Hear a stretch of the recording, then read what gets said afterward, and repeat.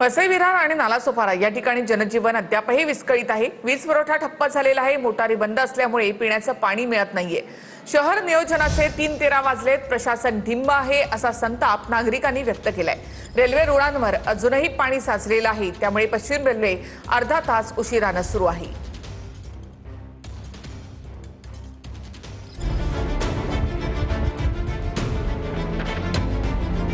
सलग 5व्या दिवशीही वसई विरार आणि नालासोपाऱ्यात रेल्वे रुळांवर पावसाचं पाणी कायम आहे।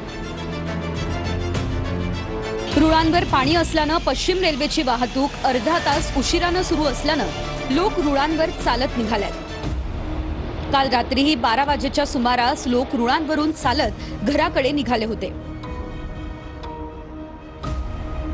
पावसामुळे अनेक भागातला वीज पुरवठा ठप्प झालाय, त्यामुळे पाण्याच्या मोटारी बंद झाल्यात। अनेक इमारतींमधील नागरिकांना पिण्याचं पाणीही मिळत नाहीये। शनिवारपासून सुरू झालेल्या पावसामुळे वसई, नालासोपारा, विरार या तीनही शहरांना अक्षरशः तळ्याचं स्वरूप आलंय।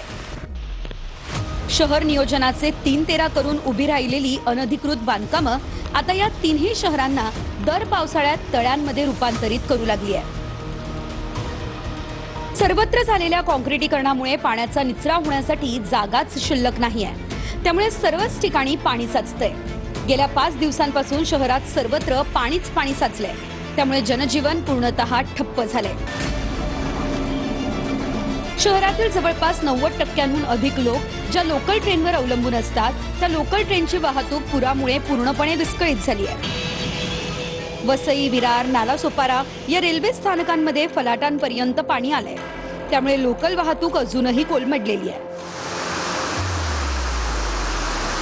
या पूरस्थितीत कामावर जाण्यासाठी किंवा घरी येण्यासाठी लोकांनी थेट रुळांवरून चालत जाण्यास सुरुवात केली आहे। गेले 2 ते 3 दिवस आणि रात्री उशिरा लोकांचे जथ्थेच्या जथ्थे या रुळांवरती चालत जातानाची दृश्य समोर आली आहे। धोकादायक असतानाही घर किंवा कामाचं ठिकाण गाठण्यासाठी लोक रुळांवरून चालत निघाले।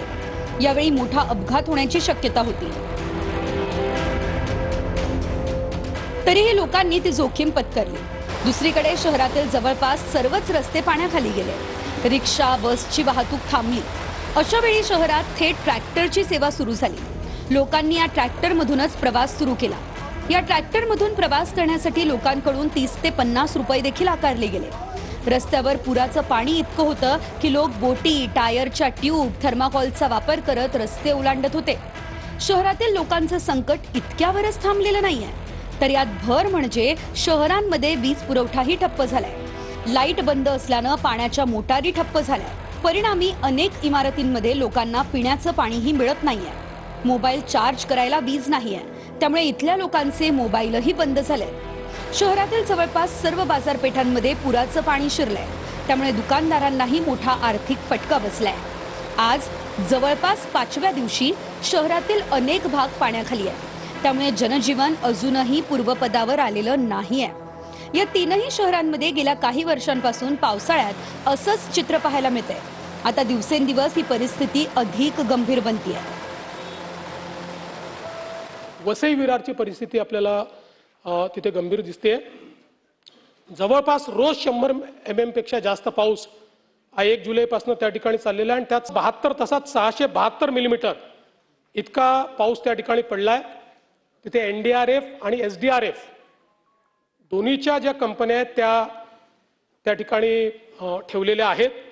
सगळ्या मोबाईल कंपन्यांची चर्चा करून, कारण मोबाईलचं नेटवर्कही तिथे गेलं आहे, कारण तो जो मोबाईल कंपनीचं इन्फ्रास्ट्रक्चर आहे ते डॅमेज झालेलं आहे, ते देखील ठीक करण्याचं काम चाललेलं आहे।